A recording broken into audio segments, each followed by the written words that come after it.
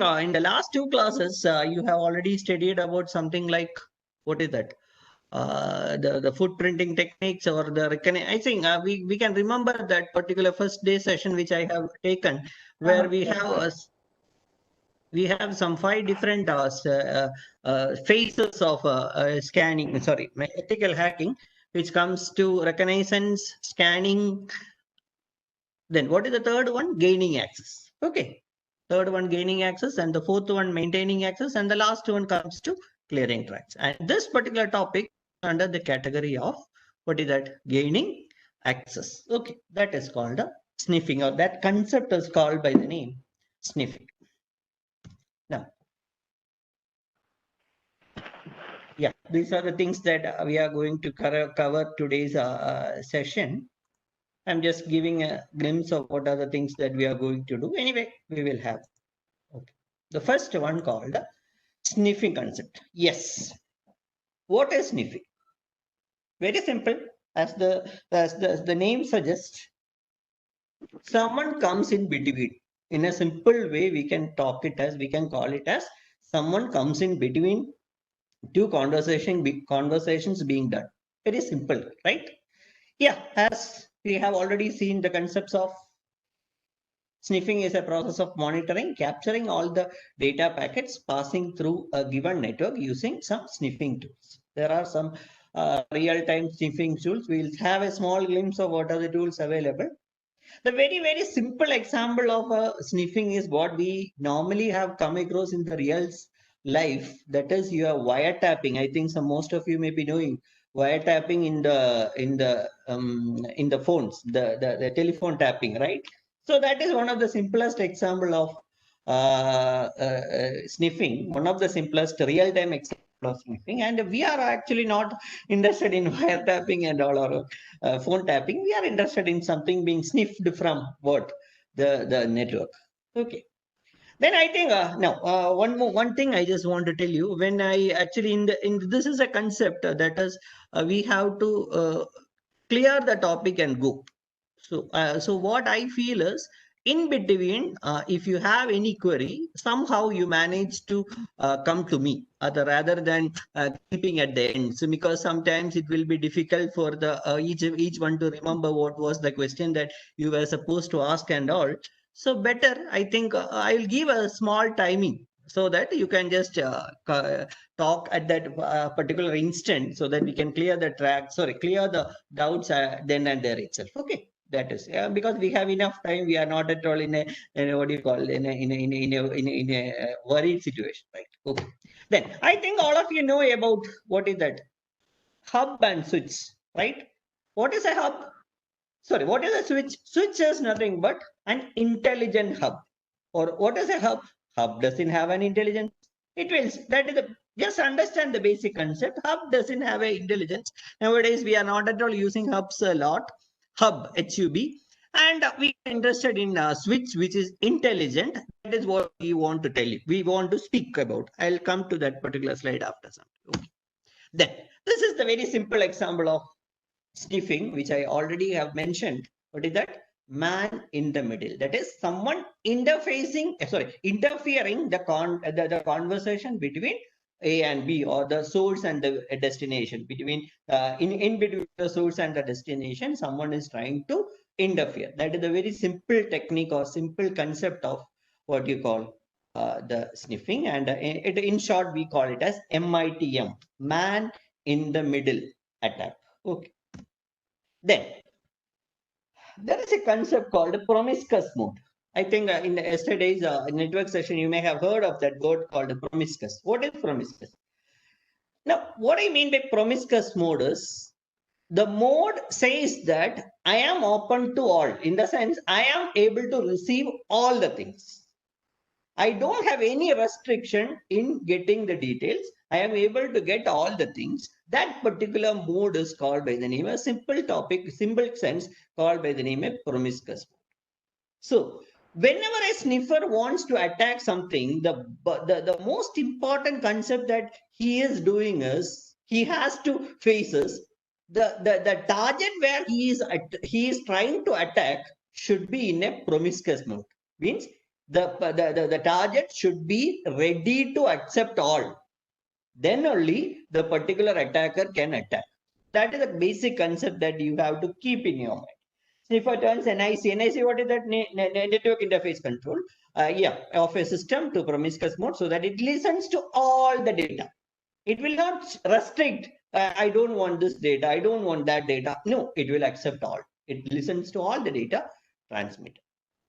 Okay. Yes. Now, there are actually two types of sniffing called by the name of passive sniffing as well as an active sniffing. First one is called by the name passive sniffing. The passive sniffing mostly happens in hub. HUB.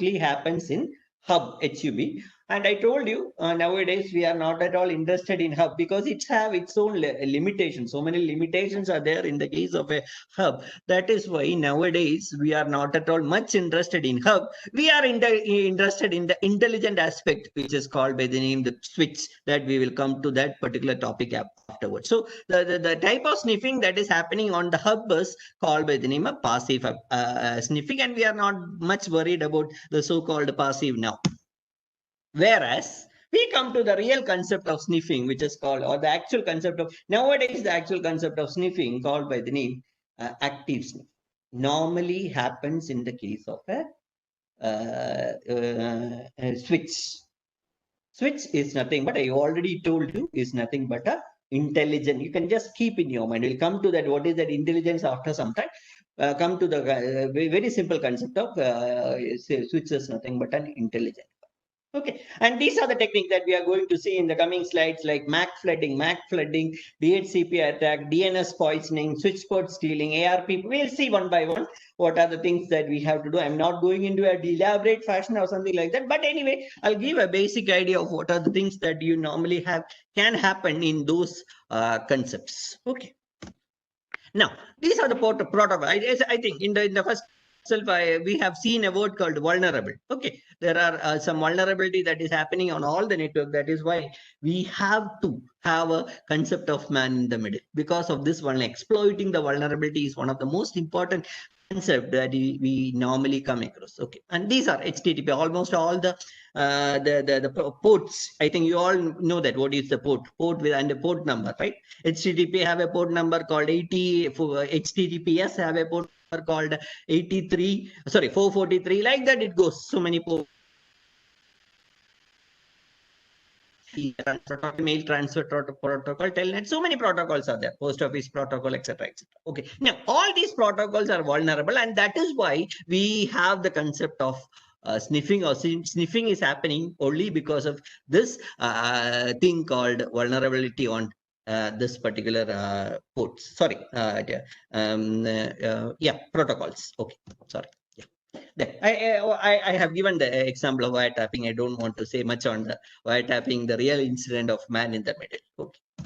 Now, coming to the next one. Yes, we come to the first concept called MAC, Media Access Control. Okay. Now, when you take a MAC, the MAC is actually a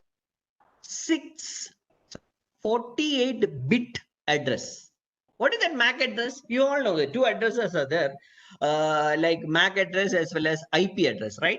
Now, what is the MAC address is nothing but the address which uniquely identifies as a system. I'm talking about a machine, we call it, as in the exactly in the case of IMEI. I think we are all familiar with IMEI number. So exactly like that, we have a unique MAC address for each and every system that you are working on, each and every devices that you are working on. And that unique address is a 48-bit. I hope you are able to understand what I mean by 48 zeros and ones. 48-bit address is nothing but a MAC address. That 48-bit, so automatically 48-bit means how many bytes it is? It will be 6 byte. I think you all know that 1 byte is actually 8-bit. So that our 48-bit will be around 6 byte, not around exactly 6 byte. In that, say 48-bit, the first, 6 byte, the first 3 byte is called by the name organizationally unique identifier. Now, what I mean by this organizational unique identifier is, suppose I buy some 10 to 15 laptops from, say, Dell, right? I am buying some 10 to 15 laptops from Dell, means that all my organizational unique identifier of the Mac in that particular thing will be the same. I hope you are able to understand what I exactly mean by that. Is when I buy some 10 Dell laptops, since all are Dell products, what happens? The first 3 byte of that, out of the 6 byte, first 3 byte will be common to all the 10. But we say that normally, what is that? Mac is unique. All the 10 are having the same first part. Means what should be the second? What should be the unique factor? The second one, which is called by the name the network interface, is the one that differs. I hope you are able to understand. So that altogether what happens? MAC address will be unique because the second 3 byte will be unique for each and every system. The 10 machine means you have 10 different network interface controller. Okay, even though you have the first 3 bytes common, the second 3 byte will be unique. Sorry, unique will be unique. So altogether, MAC address is unique. Okay, I hope you're able to understand. Now, this is the way in which I think normally MAC addresses are given, or MAC addresses are given in this format. It will be some group of 2 hexadecimal characters, separated by hyphens, or it may be a group of 2 hexadecimal characters separated by colon, or it may be, or in sometimes it may be a group of 3 hexadecimal characters but separated by period or dot.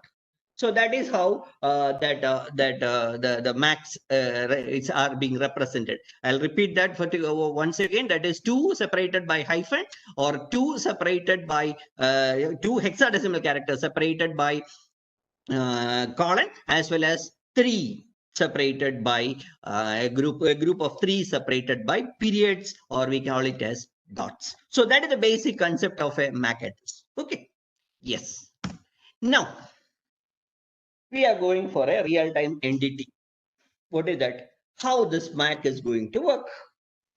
Okay, for that, what I want is, I'm just going to another particular picture, which I just want to show you, because from this picture, you may not be able to understand what exactly is going to happen. Okay, so for the time being, I'm just going to, yeah, can all of you see the slide? Sorry, see the picture? I think someone can respond, okay, so that I will be able to understand that. Yes. Yeah. Yes, Yeah. yes. Okay. Okay. Yeah. You can just, I think Deepak, I'll contact you, okay, so that you can respond whether you are getting or not. Okay. Thank you, Deepak. Yeah. So now, what is this?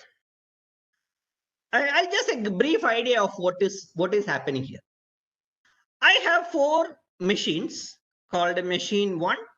Sorry, machine A, machine B, machine C, as well as machine D. All the 4 connected through a switch. I hope you are able to understand. All the 4 connected through a switch. Now, what is MAC? Now, all the machines have a MAC ID. All the machines have a MAC ID as well as an IP ID. All the machines will have an individual MAC ID as well as an individual IP ID. So that is what the picture is. Okay. Now, I just want to send 1 minute. Yeah, I just want to send a connection from, or I would just want to send a message from, what is that? I just want to send a message from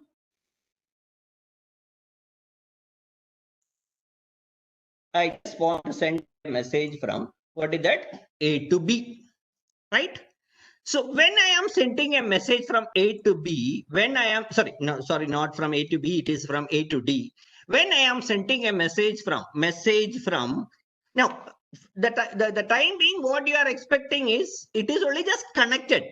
A, B, C, and D. The machine A, B, C, and D are just only connected through a switch, not a hub. Okay, it's through a switch.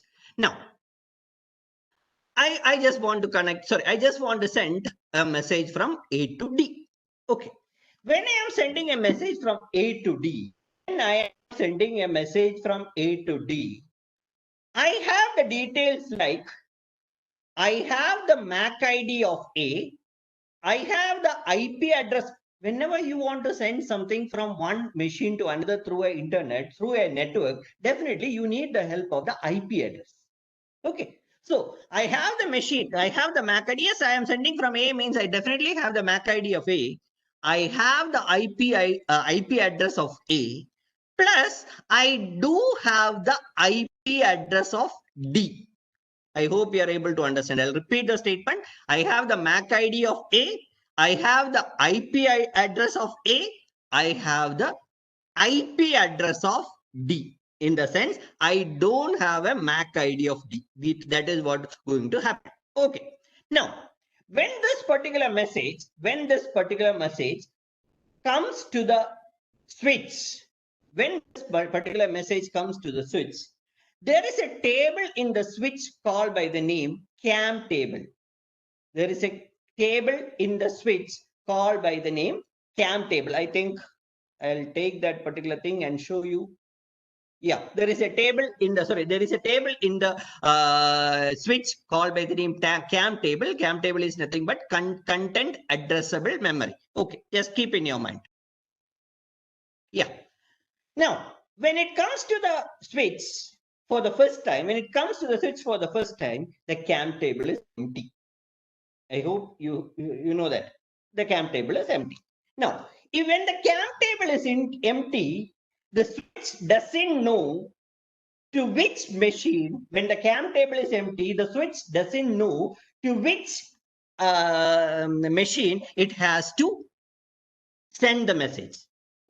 To which machine it has to send the message, so that the switch will send the message in such a manner that. Now, what is the difference between hub and a switch? I told you already. Hub is not intelligent.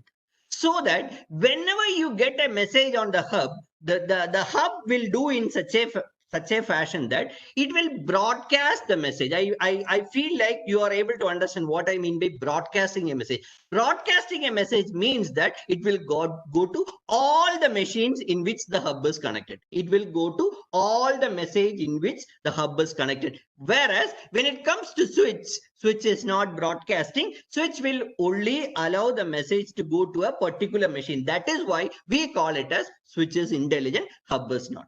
Okay. Now, since the cam table is empty, what happens is switch will behave. It is for the first time. Keep in your mind, this is for the first time. Switch will behave as if it is a hub. So that what happens? The entire contents will be sent to, the entire data will be sent to all the machines in which it is connected. In the sense, what I mean by is, it will go to machine B, it will go to machine D, it will go to machine C. I hope you are able to understand. The message will go to, my intention is to send to machine D only, but unfortunately or fortunately, we can say that the content will go to all the machines, machine B, machine C, machine D. I hope you are able to understand. Machine C and B will automatically reject. Why? Because the IP is not matching. I hope you are able to understand. The machine B and C will reject as the IP doesn't match. Okay. Now, when it reaches the switch, I told you, since the cam table is empty, when it reaches the switch, cam table will get, for the first time, when the message reaches the switch from A, the cam table will get some content. What is the content? I am going to write here. It has a content in such a manner that it will have some port number. I am just giving, for the time being, I am just giving port. Yeah, I think you are not able to see. I'll write it in black letters. Port number 3. I hope you are able to understand. That is, A is connected to port number 3. That is why you got that port 3, followed by, what is that? Mac of, Mac of, or you can call it as Mac of A. So these are some other entries are also there inside. Some other entries are also there inside. For the time being, forget about those. It has, what is that? Port number as well as MAC of A being entered in the CAM table. I hope you are able to understand, right? Now, I told you already that the message will be broadcasted so that it will reach B, it will reach C, it will reach D. And fortunately, B and C will reject. But since the IP of D is matching, who will accept? Machine D will accept, right? Machine D will, even though it is a broadcast message, machine D will accept. I hope you are able to understand. Okay. Then what happens next? Yes. The machine D is going to reply. Machine D is going to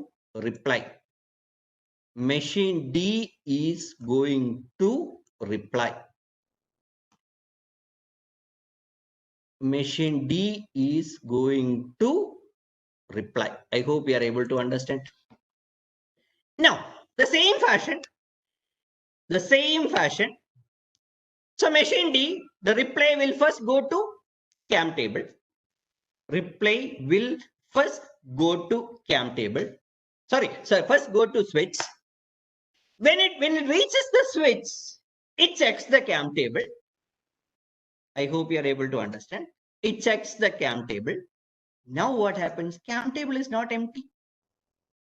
CAM table is not empty. What it contains? It contains the port number and the MAC address of A, so that the reply, can you please come, will be broadcast intelligent.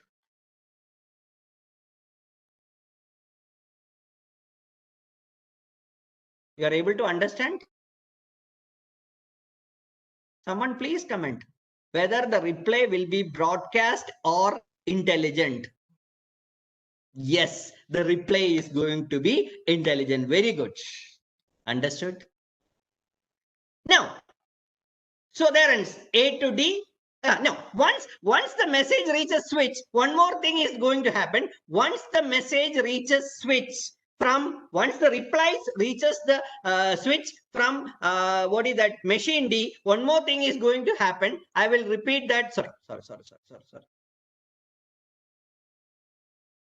One more thing is going to happen. What is that one more thing? Can anyone tell?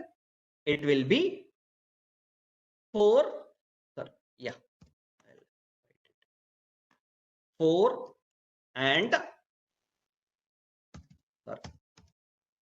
MAC of D gets entered into what? I hope you are able to understand. Now, one more. The last one I just want to tell you about this. Suppose now one more thing I just wanted. Now A is going to send a message to D. Will it be intelligent? Or suppose if A is going to send again to D, will it be intelligent or broadcast? It will be intelligent. Why? Because the entry for the machine D is available in the CAM table. But suppose if machine C is going to send to machine B, what happens? It will be again, for the first time, it will be again going to be broadcasted.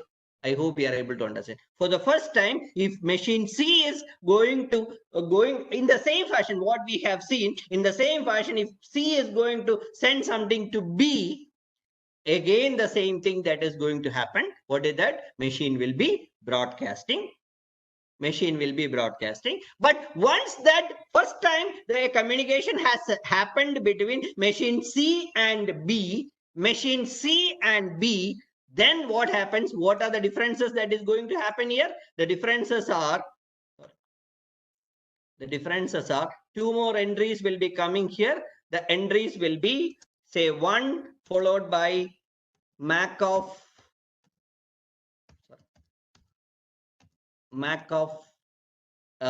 B, mac of B, and say one more port is available 2 followed by mac of D. Sorry, mac of C. After that, I think you are able to understand what I mean by. After that, if any message happens to happen from one place to another, happens to go from one place to another, all the messages will be intelligent only, because the CAM table knows to which machine it has to send. I hope you are able to understand. So now we can say that intelligent. What is intelligent? Switch is intelligent. So the first time I'll repeat the small statement. I'll repeat. For the first time, all the switches will work exactly like a hub. Once the CAM table gets the content, what happens is the switch becomes intelligent, and it will only specifically send to the respective machine. Understood? Okay. So may I go to next?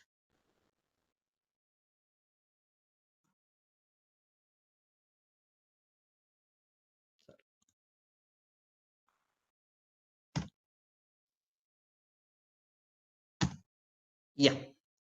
So any queries, sir? Any queries?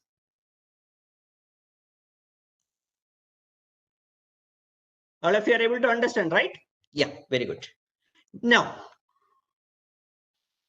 my simple question is, suppose I am a man, you two are, sorry, your network is communicating. Your network is the entire network. I think some around participants, some 282 participants are there. You are all in a network. I am acting as a man in the middle in your network. I hope you are able to understand. I am acting as a man in the middle in your network. I am sending false MAC IDs. I am sending false MAC IDs somehow to your network. In the sense, you are connected through a switch. I agree. You are connected through a switch, and I am sending false MAC IDs to this particular switch. What happens actually? The thing that is going to happen at this particular point, whenever a new MAC ID comes, what happens? The CAM table gets updated. I hope you are able to understand. Whenever a new MAC ID comes, the CAM table gets updated. So now what happens is, suppose if I am keep on sending MAC IDs, don't expect that CAM table will grow. It's a bigger task, bigger table. It has its own limitation. It's only a buffer. I hope you are able to understand. It has its own limitation. It's only a buffer, so that when I keep on sending MAC IDs, false MAC IDs, I'm not sending any. When you are in a network, means only your MAC IDs are supposed to store there in the CAM table. Your MAC IDs are supposed to store there. But what I am doing is, I am in the middle attack, and I'm just keep on sending MAC IDs to your CAM table, so that what happens? Your MAC ID will get full. So once the not MAC ID, CAM table will get full. The CAM table will be full. So that what happens? Automatically, the intelligent factor of the switch will goes. The intelligent concept, CAM table is not working, means how the switch will become intelligent. CAM table I have as a man in the middle, I have purposefully blocked the entire CAM table got full. There is no more enough, no more MAC IDs to be stored there. And some of your MAC IDs are not stored there also. Instead of that, I have stored false MAC IDs. What happened? CAM table got full. So now what happens is your switch will become switch will stop working, or you can call it as switch will behave exactly like a hub. Switch will change its position from intelligent to what? Broadcast. So that what happens? Whenever someone sends in your network, whenever someone sends a message, all of you, including me, since I am the man in the middle, including me, will get a copy of that. Because when the switch changes to hub, it doesn't know whether it is intelligent or so it doesn't know how to behave as an intelligent fact.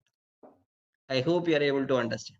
So that is how a man in the middle exploits your CAM table. The CAM table will normally be exploited in such a manner that some false messages, sorry, false MAC IDs are sent to your CAM table, and the CAM table will get pulled. Yes.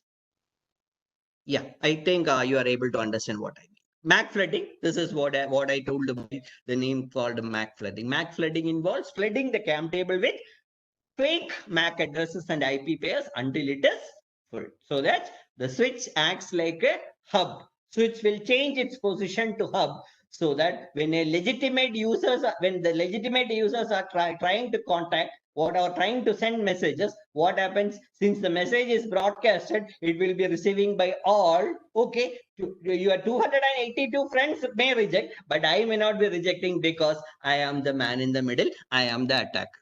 Okay, thank you. So this is, I think, those who are in Linux can use this command called a macoff. Those who are in Linux, you can use this command. I think you all can see this slide. Macoff, MACOF hyphen I. I means interface. MF. Yes. 1 minute. I think some of you have asking a question. Yes, Karthik, you can ask. Karthik, I think. So any query you can ask. Unmute and ask. Please make it fast because it may take some time. No. Okay. Sorry. Yeah. You can just keep in your mind. This is your statement. MACOF hyphen MACOF hyphen I followed by which connection you have. That is a LAN connection means Ethernet, or you can have the wireless connection means LO, whatever it is, where you can send this. This is a small command to send MAC IDs. Keep on sending MAC IDs in Linux. Those who are working in Linux, Kali Linux. I told you. Now the best concept of you doing this ethical hacking is you try to do it in Kali Linux. I told you. I think in the last class itself we have already mentioned that a Kali Linux, where you can just keep a Kali Linux as a base machine, and on the top of this try to load in virtual machine or something like that, where you can load a Windows machine, and you can just try to communicate, because this Kali have a lot of facilities, like almost all the what is that the tools are available, inbuilt tools are there inside Kali Linux. So that I think better you can just try example all these examples with a Kali Linux as the base in the sense you are base machine, as in one of the drive you have to load the Kali Linux, and on that you have to load a Windows operating system and try to communicate with that with a single Wi-Fi or something like that. Anyway, this is the statement. Okay. Yes. Yes. Then yeah, how to defend against MAC attack? Yes, definitely you have to defend against a MAC address, and one of the way to defend against a MAC address is, I think, port scanning facilities are there. There is a concept called ports. You can just keep in your mind. We are not much worried about this one for the time being. Port scanning facilities are there, where you can scan each and every ports, so that if multiple requests are coming from the same ports, we can just identify that some unusual trafficking is doing or going from because if I am the man in the middle, I definitely may attack me connected to one of the port, even though it is I'm through one of the port only I can just connect it. So that port you can just keep on monitoring that what are the unusual trafficking done, and you can have that port scanning facility. Then one another concept is actually to make sure that one port is having the facility, one of the, you can restrict like that. Port security can be implemented, like one of the ports should be, should allow only one MAC address. That is, one MAC address can be sent from sent through one of the port, and that way of approach is there to, because if I am the man at middle attack and I am just keep on sending from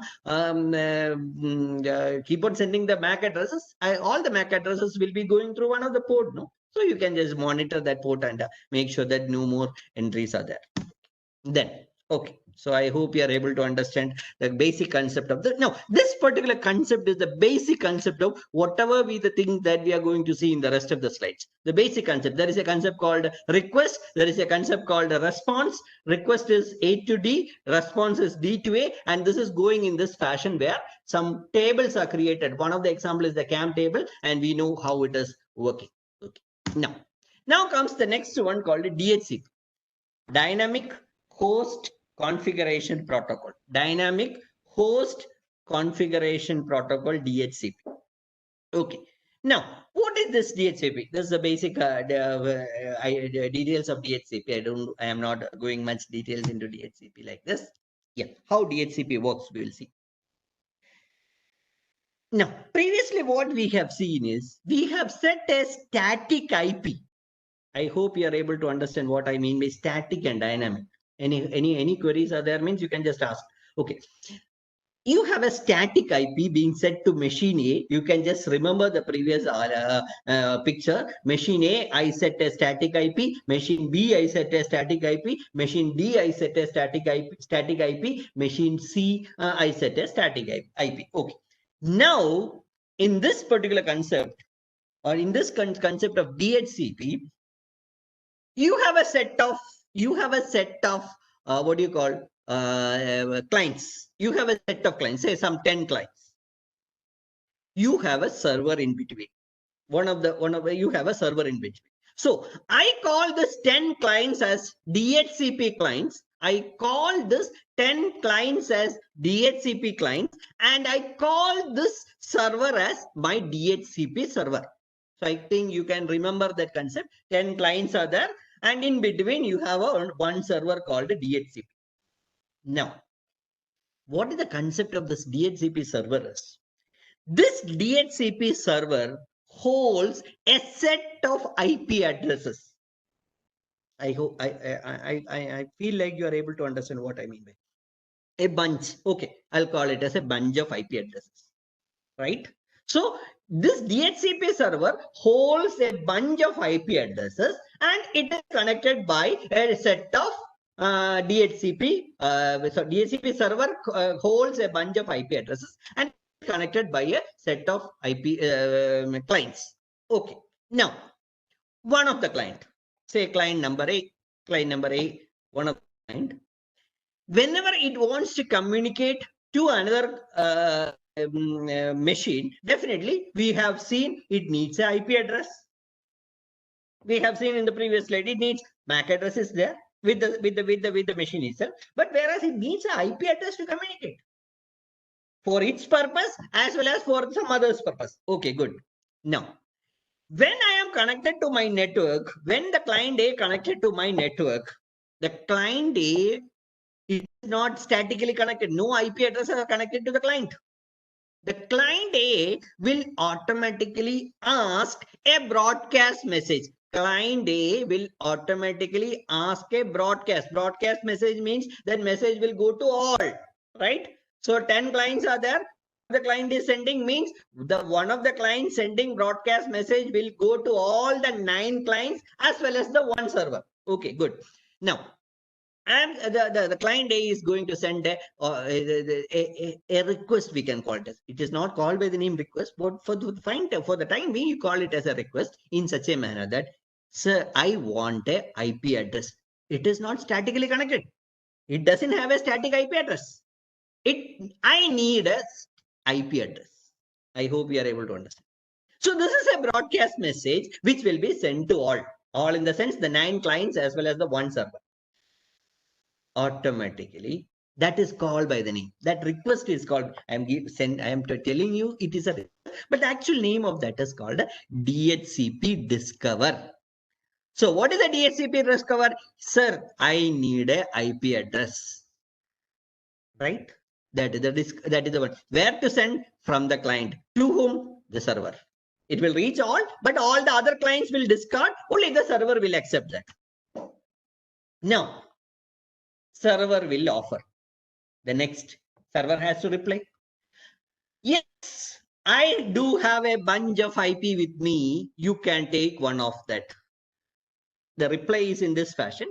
I have a set of IP address with me, the server. All the others will discard. That particular message is also a broadcast message, so that it will reach all the 9 plus the one which have asked for. That is all the 10 clients it will reach. That is the symbol statement. All the 10 clients it will reach. The 9 will discard. Only A will accept. Call by the name DHCP offer. So who is sending? DHCP server. To whom? To all. But only who will accept? A will accept, because client A needs that. So that, okay, thank you, server. I will take that. The next query from what? Your client called A to the server. That is also again a broadcast message, but only the server will receive. That is called by the name DHCP request. So what is DHCP? I'll just come again. What is DHCP offer? Please, can anyone provide me a IP? What is DH? Who sends? A to server. Then what is the next one? Server to A, because server doesn't know from where it has. So that is why server will send back. Okay, I have a bunch with me. You can take one. DHCP offer. Once the offer reaches your when we offer something, means they will accept definitely. The client will again say, okay, I will take that DHCP request. So that DHCP reply sends the unicast message client. What is that? The IP address will be sent to the A. So that what happens? Only A got a IP address. So in the same fashion, the others, what are the others? B, C, D. Some 9 clients are also. Some 9 clients are also there, no? They will also give in this fashion, like DHCP of discover first, DHCP offer next, DHCP request next, DHCP acknowledge ACK next. So that all those individual clients will get the bunch, will get the IP address from where? The one which is being kept by the DHCP server. I hope we are able to understand. Now, actually, in the real sense, I'll just add one more point to this particular time. This particular IP, why it is called a dynamic IP? DHCP is dynamic host protocol. Why it is called a dynamic IP is the assigned, in this case, the client is assigned a IP address. Okay. It has a expiration date. I think you all know that. What do you mean by expiration date, right? In medicines and all, we do have till a particular point only, say some 1 month, 2 month only, A can hold this IP address.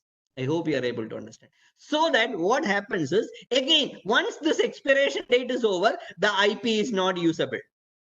IP is not usable. So that again, A will have to do the same process as what he has done in the initial stage. Again, it has to give a DHCP discover. The particular what is that? The server will send a offer to him, then request respect. So like that, a particular period of time, a ID being assigned to one of the client will remain only for a particular period of time, so that it keeps on changing. That is why it is being called by the name a dynamic host configuration port. Whereas a static IP means always. Once you set a static IP, it will be always until and unless we change that. But in this case, this IP keep on changing, because this what is that? Your DHCP server is able to supply enough IP address. Okay, so that is the concept. All of you, I think all of you are able to understand what I mean, because I just want this one to be understood. Then only I can just go to the very next one. So I think all of you have understood the basic working nature of a DHCP server and client, right? Okay. So may I go next? Yeah, this is DHCP So, discovery.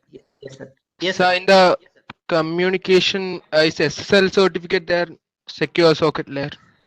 Yeah, that we will discuss after some time. Can it be?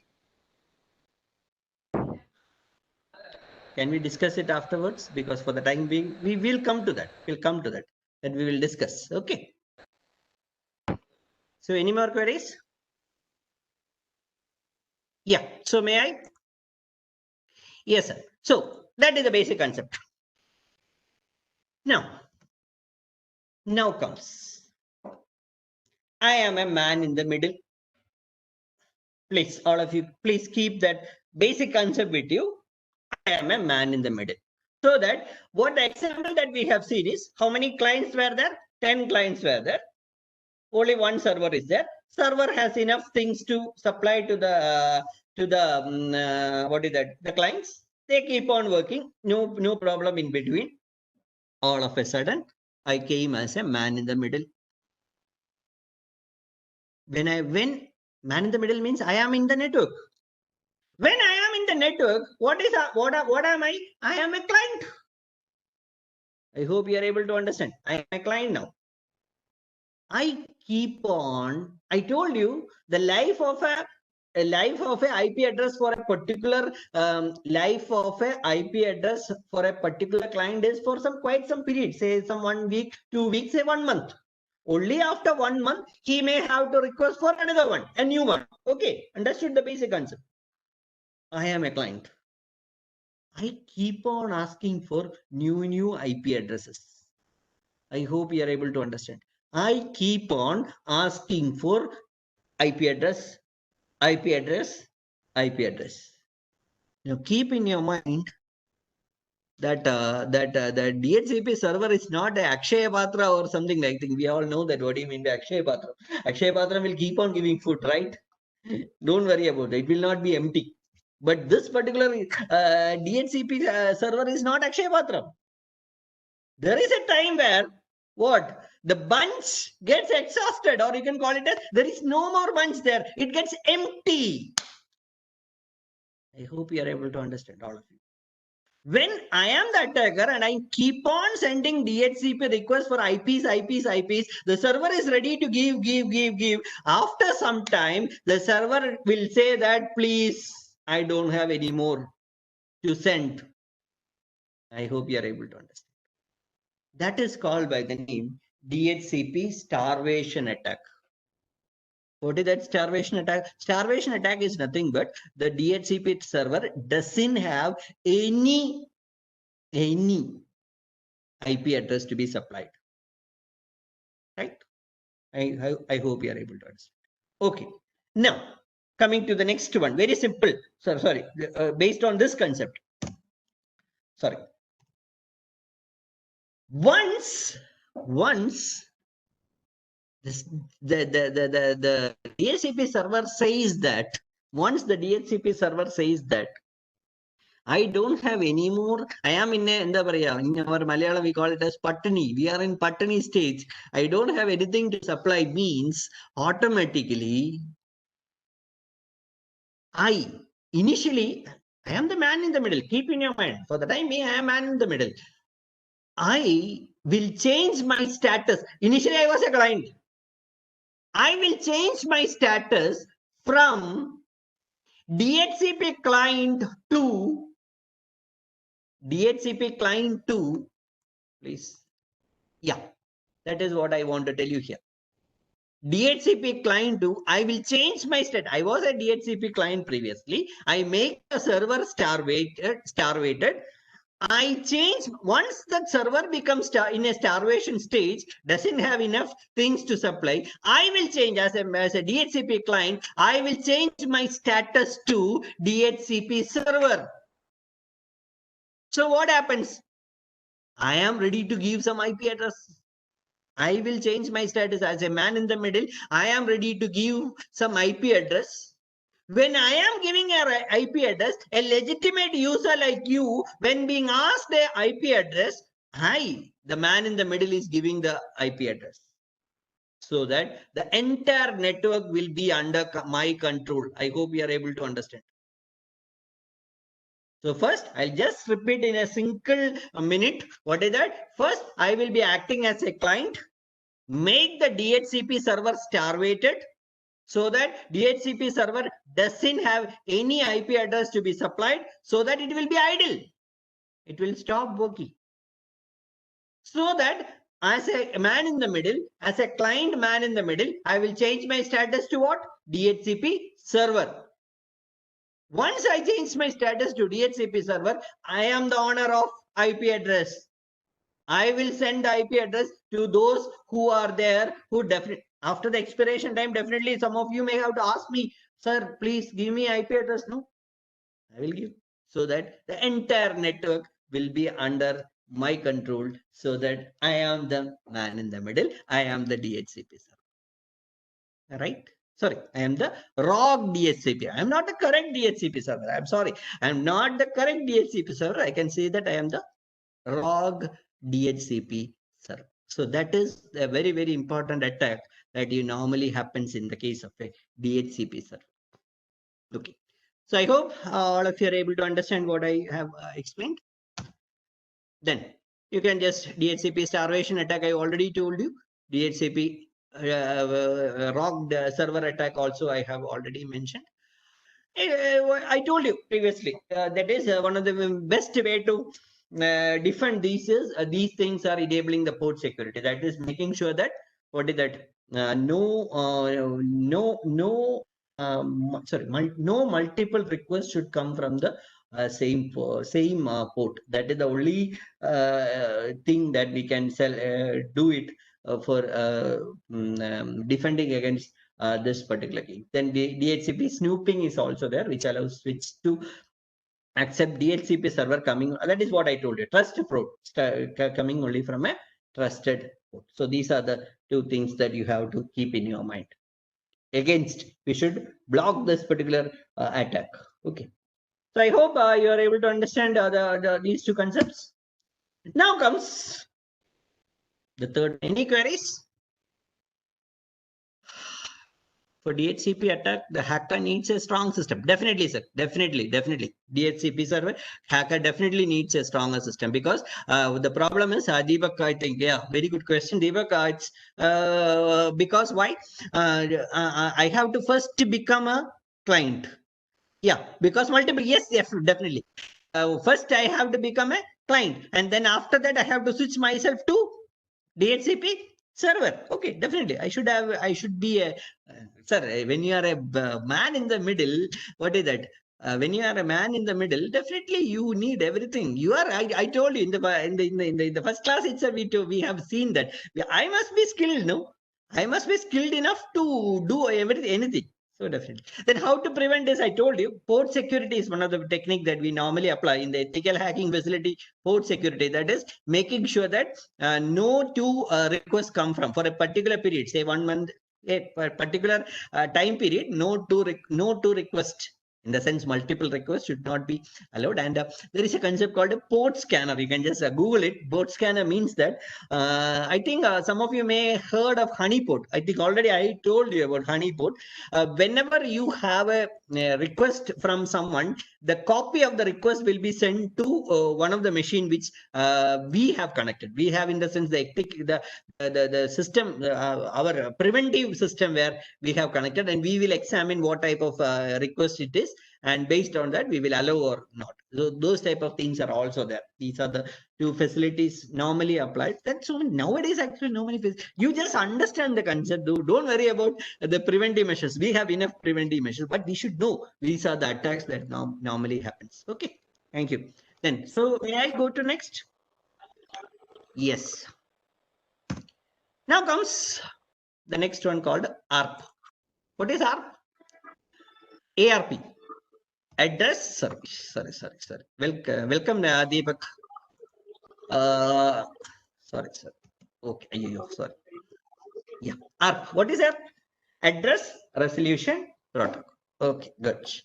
Here also I am just address resolution for that. Just timing, it is enough. Address resolution protocol. Here also I am just shifting my focus to a picture which I have created for you. Just wait for a second. Yeah. Now, address resolution protocol. Can we? Okay, now? Yes. Sir, we have actually, what are the things? The basic things. We have two machines. Machine number A, machine number 2B. We have IP of A, ചേച്ചി പൈസ please. ചേച്ചി പൈസ ഇട്ട് 27,000 എത്രയുണ്ട് Please പൈസ mute your mics. Those who are ഇപ്പൊ message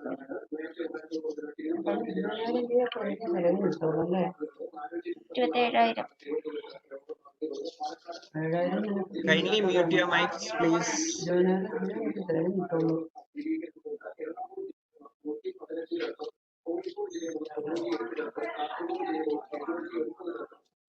Yeah, okay.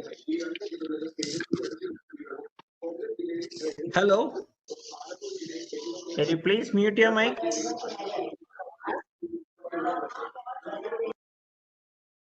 Yeah, thank you. Sorry. Oh, yeah. We were talking on this. Okay. So can I continue? Okay. Yes, we have two machines. Machine A, machine 2. Sorry, I haven't given as machine A and machine 2. I'll write it here. What is that? Machine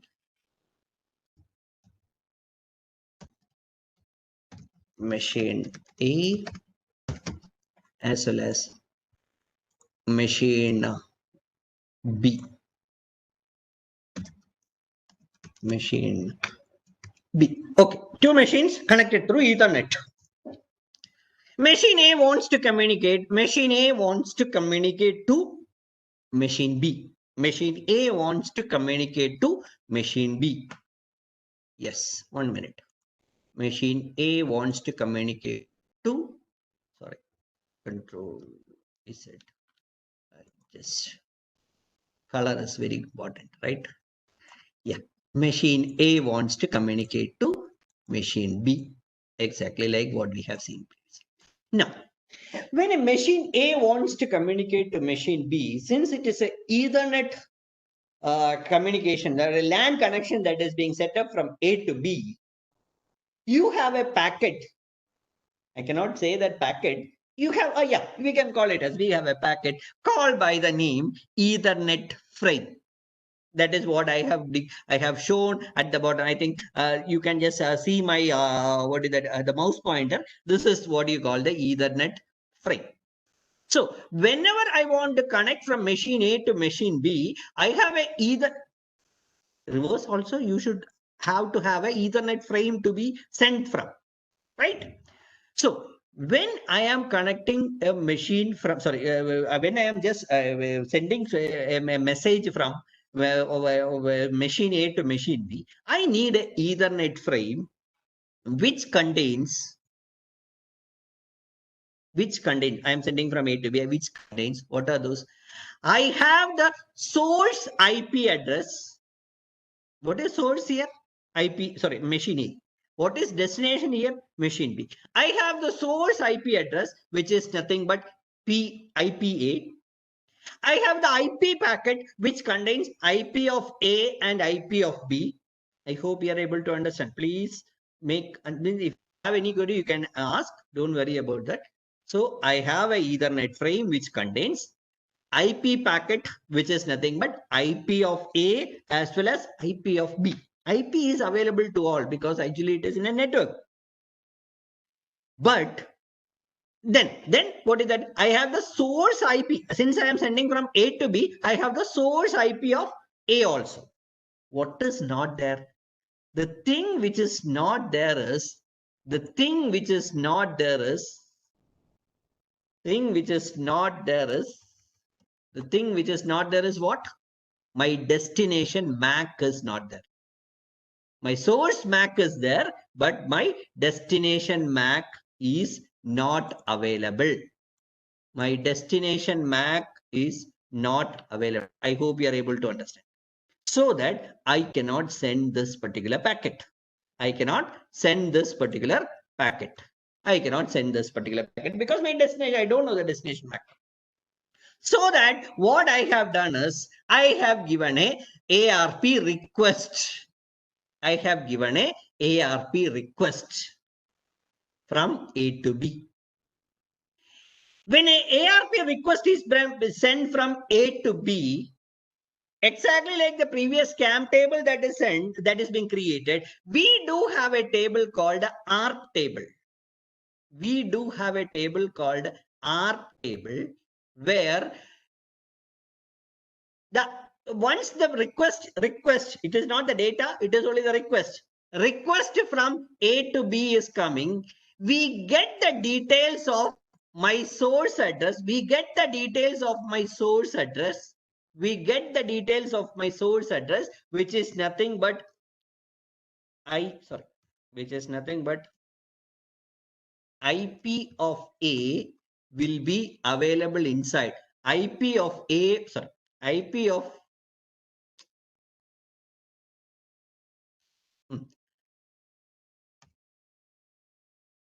IP of A will be available inside. IP of A will be stored inside. Once the request comes to B, you know what it contains. I have sorry. Not IP, it is MAC. MAC of A will be stored inside. MAC of A will be stored inside my ARP table of B. I hope you are able to understand. ARP table of B. Now, so automatically request comes. The machine B will send a response. Machine B will send a response. Yeah, sorry. Machine B will send a response. It is not the actual packet. It is only a request and response. Machine B will send a request. Right? Machine B will send a response.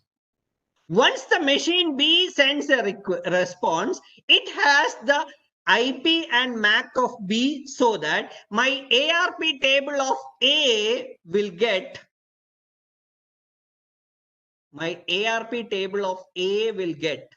what is that? My MAC of B. B. So the ARP table will get updated each and every time. Right? Once the ARP table of A, so please, I will repeat once again. First, I have to send a Ethernet frame. I have to send a packet. But what is the problem with me? I don't have that question mark the value. What is that question mark the value? MAC of B. Because MAC of B is the MAC of the destination. I don't have. So I cannot send. So what I did? I send a request. When I send a request, it is called by the name ARP request. The ARP request will reach B so that I got a value. ARP table of B will have a value called MAC of A. Automatically, this machine B will send back a response which contains the MAC of B. So automatically what happens is, instead of this, I cannot actually write here. I will write. Instead of this, what I will get is, now I will get MAC of, I will write here. MAC of B.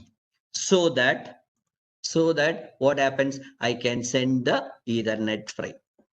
Understood? So the same concept of the previous one, instead of camp table being updated, what is updating here is the ARP table is updating, and ARP table is updating through the process called, the ARP table is updating through the process called what? Your request and response. Okay. So that is what is there inside your address resolution protocol, or you can call it as ARP. Sorry, 1 minute. Okay, this is what we have a request response concept, and we are taking the MAC IDs from the individual machines and making our ARP table ARP table loaded with the data. You can just, all of you can just please note a particular your what is that command, which will work in both in what is Windows as well as Linux. We can call it as ARP-A, so that we can see the ARP table. By you can just try whenever you are getting time, you just try it ARP-A for ARP. In Windows it will work. Linux also it will work. You can just try ARP-A to get the ARP table. What are the details of the table? Okay, you can see that. So may I go next? Okay, then. Now there is a concept called ARP spoofing attack. What is this ARP spoofing attack? Suppose if I am the man in the middle, I am the man in the middle, I will update the CAM table. Sorry, I will update the ARP table with my MAC address. I will update the my ARP table with my MAC address, saying that it is the MAC address of the. I hope you are able to understand. I will repeat it once again. In the case of ARP spoofing is nothing but disguising. When you are sending me a request, sorry, when you two are communicating, I will be coming in between. So A and B are communicating.